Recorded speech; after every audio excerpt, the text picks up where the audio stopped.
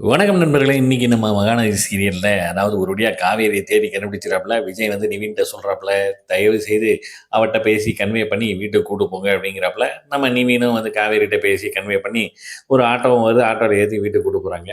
வீட்டுக்கு கூட்டு போனோனே அவங்க அங்க வந்து அவங்க அம்மாட்ட வந்து சொல்றாங்க, "நீ தானே வீட்ட விட்டு வெளிய போ சொன்ன. அதனால நானும் போனேன்.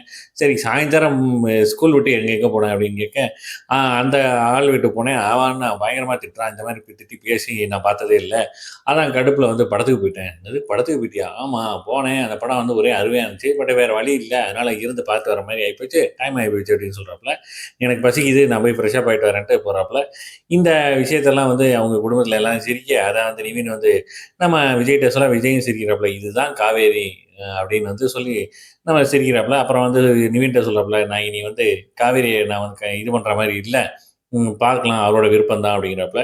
அப்புறம் வீட்ல வந்து மறுபடியும் வந்து பேசிட்டு இருக்காங்க, சாப்பிட்டு இருக்கும்போது, காவேரி வந்து சொல்றாப்புல, "இதுக்கு பேசாம நான் வந்து கொடைக்கானல் போயிருந்துக்கலாம். அப்பா இருந்தா என்னுடைய விருப்பத்துக்கு மாறா எதுவும் பண்ண மாட்டாப்புல" அப்படிங்கிறப்பல, அடுத்த நாள் வந்து பொண்ணு வீட்டுக்காரங்க, அதாவது மாப்பிள்ளை வீட்டுக்காரங்க வர்றாங்க. அவங்க எல்லாரும் வந்து நம்ம காவேரிய பார்த்து வந்து ரொம்ப புகழ்ந்து புகழ்ந்து பேச மத்த எல்லாருக்கும் கடுப்பு வருது. யாருமே வந்து மூஞ்சி குடுத்து கூட பேசாம, அவங்கவங்க ஒரு வாக்குல வந்து நின்னுட்டு இருக்காங்க. இது எல்லாத்தையும் நோட் பண்றாப்புல நம்ம காவேரி.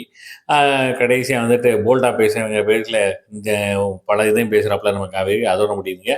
ப்ரொமோ காட்டுறாங்க. ப்ரொமோல வந்து நீ அம்முவ வந்து வேற ஸ்கூல்ல சேர்க்க போறேன் அப்படிங்கிறாப்புல. கண்டிப்பா அவரோட பேசுறேன் மிஸ் பண்ணாம